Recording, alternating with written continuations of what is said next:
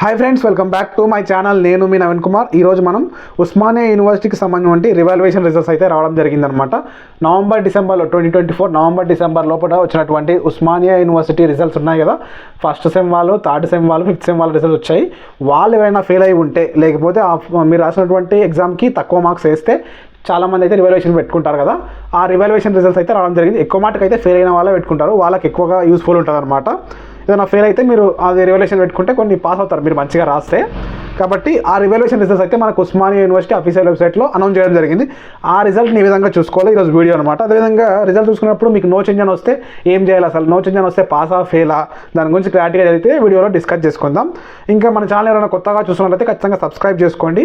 ఇంకా ఈ వీడియో ఎవరికైనా ఉంటే వాళ్ళకి వీడియోని షేర్ చేసేయండి. వీడియో వస్తే ఖచ్చితంగా లైక్ చేసేయండి. ఇప్పుడు మనం ఉస్మానియా యూనివర్సిటీ వెబ్సైట్ లోపల వచ్చినటువంటి ఆర్వి అంటే రివాల్యుయేషన్ రిజల్ట్స్ ఏ విధంగా చూసుకోవాలో మనం ఫస్ట్ అయితే తెలుసుకుందాం.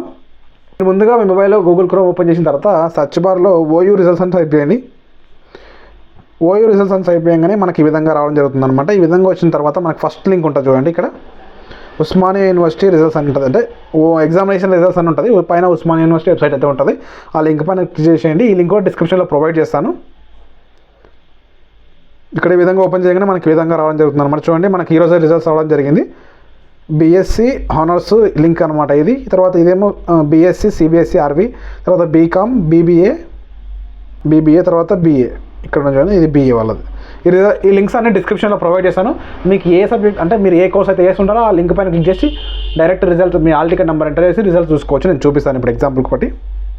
ఇక్కడ బీఎస్సీ వాళ్ళకి చూపిస్తాను నేను. బీఎస్సీ లింక్ పైన క్లిక్ చేసేయండి. బీఎస్సీ లింక్ పైన క్లిక్ చేయగానే మనకి ఈ విధంగా రావడం జరుగుతుంది. ఈ విధంగా ఇక్కడ మీ హాల్ టికెట్ నెంబర్ అయితే ఎంటర్ చేసేయండి. హాల్ టికెట్ నెంబర్ ఎంటర్ చేసిన తర్వాత సబ్మిట్ పైన క్లిక్ చేసేయండి. సబ్మిట్ పైన క్లిక్ చేయగానే మనకి ఈ విధంగా రిజల్ట్ వచ్చింది అనుకోండి. మీకు ఇక్కడ నేను ఒకటి చెప్తాను చూడండి. నో చేంజ్ అని వచ్చింది అనుకోండి. మీరు పెట్టుకున్నటువంటి రిజల్ట్ అంటే మీరు 2 సబ్జెక్ట్స్ ఫెయిల్ అయి ఉన్నారు, ఫస్ట్ సెమిస్టర్ కానీ థర్డ్ సెమిస్టర్ ఏదైనా సెమిస్టర్ అనుకోండి. ఆ సెమిస్టర్ లోపల మీరు 2 ఫెయిల్ అయితే 2 రివాల్యుయేషన్ పెట్టుకున్నారు, అంటే అప్లై చేసుకున్నారు. అప్పుడు మీరు వచ్చినటువంటి రిజల్ట్ లోపల ఎలాంటి మార్పు లేకపోతే నో చేంజ్ అంటే వస్తుంది, అంటే మీరు పాస్ కాలేదని అర్థం. మీరు పెట్టుకున్నటువంటి సబ్జెక్టులు ఏవైతే ఉన్నారో 2 సబ్జెక్టులు అవి మీరు పాస్ కాలేదు కాబట్టి నో చేంజ్ అని వచ్చింది. ఒకటి పాస్ అయినా సరే మనకు రిజల్ట్స్ అయితే రావడం జరుగుతుంది. ఈ విధంగా చూడండి, ఇక్కడ రిజల్ట్ అయితే వచ్చింది. ఈ క్యాండిడేట్ యొక్క 2 సబ్జెక్ట్స్ అయితే పోయి ఉండే అనమాట. రివాల్యుయేషన్ పెట్టుకుంటే ఒక సబ్జెక్ట్ అయితే రావడం జరిగింది కాబట్టి రిజల్ట్ వచ్చింది అనమాట.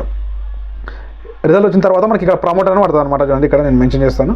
ఇక్కడ చూడండి ప్రమోట్ అని పడింది. ఆ విధంగా అయితే రావడం జరుగుతుంది. ఈ విధంగా సింపుల్గా మీ మొబైల్లోనే రివాల్యుయేషన్ రిజల్ట్స్ అయితే చూసుకోవచ్చు. సింపుల్గానే ఉంటుంది. ఈ రివాల్యుయేషన్ రిజల్ట్ వచ్చిన తర్వాత ఇది ఇప్పుడు ఈ బ్యాక్లాగ్ ఒకటి ఉంది అనుకోండి, అది మళ్ళీ నెక్స్ట్ ఇయర్ అయితే రాయాల్సి ఉంటుంది. కాబట్టి మీరు జాగ్రత్తగా ఎగ్జామ్స్ అయితే రాయండి.